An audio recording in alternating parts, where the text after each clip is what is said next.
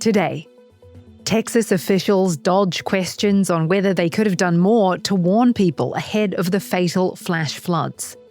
A spat between Trump and Brazil's leader turns into a huge new tariff and potentially a huge new front in the trade war. TikTok counts down to a new standalone for US users, separating it from the global app. And OpenAI looks to change the way we browse the internet.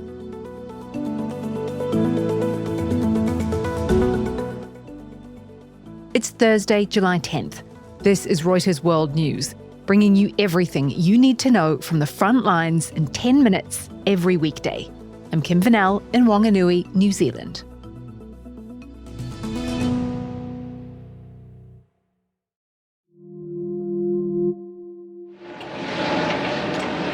With helicopters overhead, volunteers on horseback continue to search along the banks of the Guadalupe River for the more than 170 people still missing after the Texas 4th of July floods. No one has been found alive since Friday. Almost 120 people are dead, many of whom are children. With the death toll still expected to rise significantly, there are growing questions around whether officials could have given them and everyone else warning sooner about the flash flooding. Kerr County Sheriff Larry Lether dodged questions about how long it took for officials to respond to code red alerts.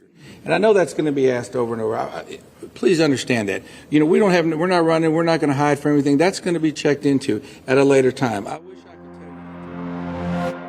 Our Reuters graphics team has been piecing together how the conditions came together to create such a catastrophic and quick event. Julia Wolf is in New York. The area we're talking about, Texas Hill Country, it's also known as Flash Flood Alley, just because of the nature of the topography. It has very steep terrain leading into the valleys with a big widening river. And on top of that, it's a region with thin topsoil over a impermeable limestone bed. That means that when you've got water coming down these steep hills, it's not soaking into the ground like it would normally. So you're just sort of picking up momentum. That's going to be coming down these hills and just sort of flooding into those big plains and valleys. So that's a natural context for this disaster, but there's also the man-made element at work here. Right, exactly. Kerr County is right in that zone on the slope path, in the flood path of the river. And Kerrville and Camp Mystic are unfortunately right in that path. So then you have this massive rainfall. The river height skyrocketed from around 1 to 34 feet in 5 hours in a rural area without much cell service. That's a disaster. This is being described as a 1 in 100-year storm. We hear that phrase a lot, but is that really the case? How frequent are extreme storms in the region?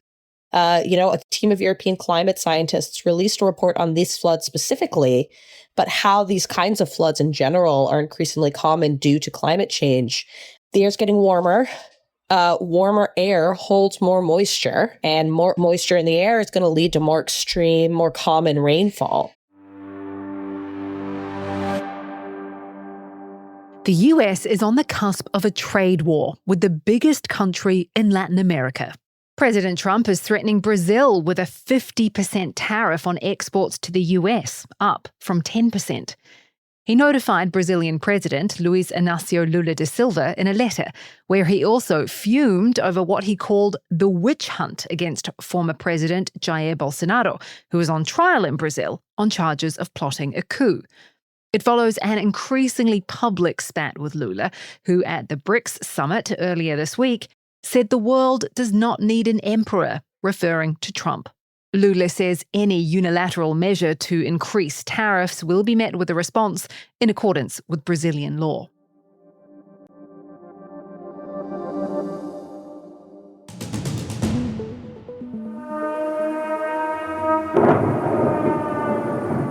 Russian drones continue to rain down on Ukraine's capital for a second night.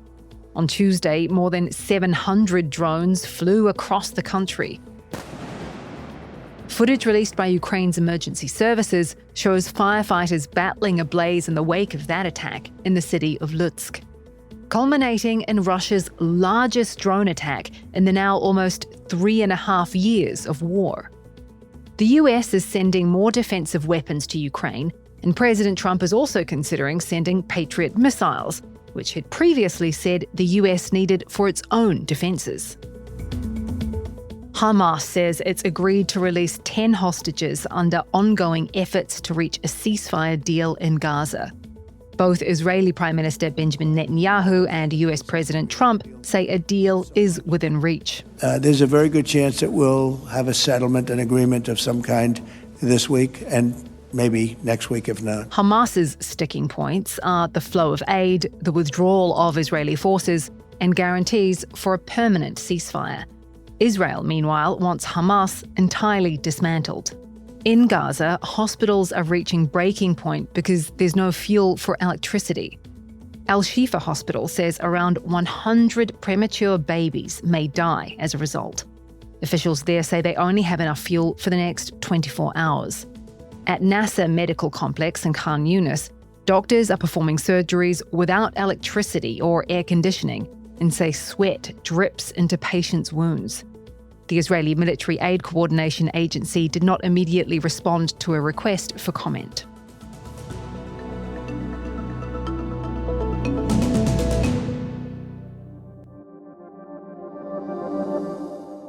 If you want to browse the web, you open a web browser, like, say, Google Chrome. Well, AI is about to change that. OpenAI is launching an artificial intelligence browser in the coming weeks. And as other startups attempt the same thing, it's gearing up to be the biggest change and challenge since the Chrome, Firefox, Internet Explorer competition more than a decade ago. Kenrick Chai is one of the reporters on this exclusive Reuters story. According to the sources that my colleagues and I spoke to, OpenAI's new browser is going to include a chat interface. So it's going to be similar to the experience that you have with something like ChatGPT. The chatbot will be able to deliver information to the end user directly, rather than the end user having to click into an external web page to find that information, like you have to do in a traditional web browser. Why is OpenAI making this play into browsers? The goal with all these new products, sources tell us, is to have a more direct line into collecting user data. As OpenAI matures as a company, it's putting its tentacles into all kinds of new product areas. They want to build an entirely new device that will be a third device after your smartphone and your laptop that they hope that a user will carry around with them to interact with their technology. So it's going to be very interesting. It's a whole new chapter to how people browse the web.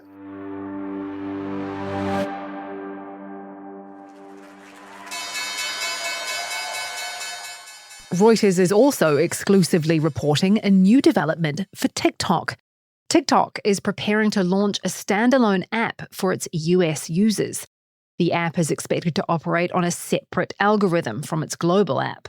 Users outside the US won't be able to access it. The move lays the groundwork for a potential sale orchestrated by US President Trump, according to people familiar with the matter.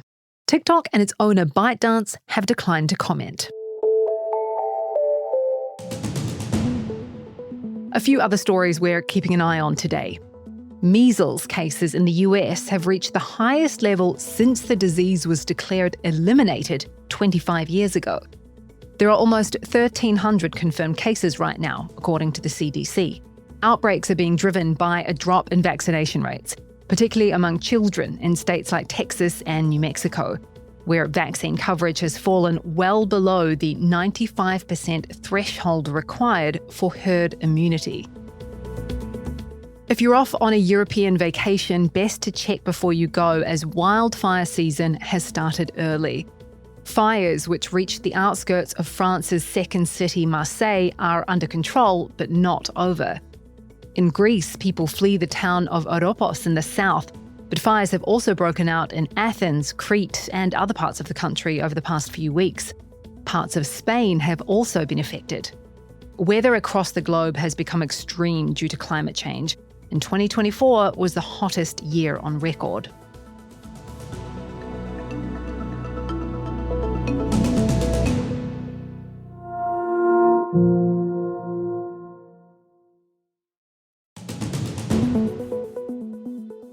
And for today's recommended read, Running with the Bulls in Pamplona as revelers take to the streets during one of Spain's best-known festivals.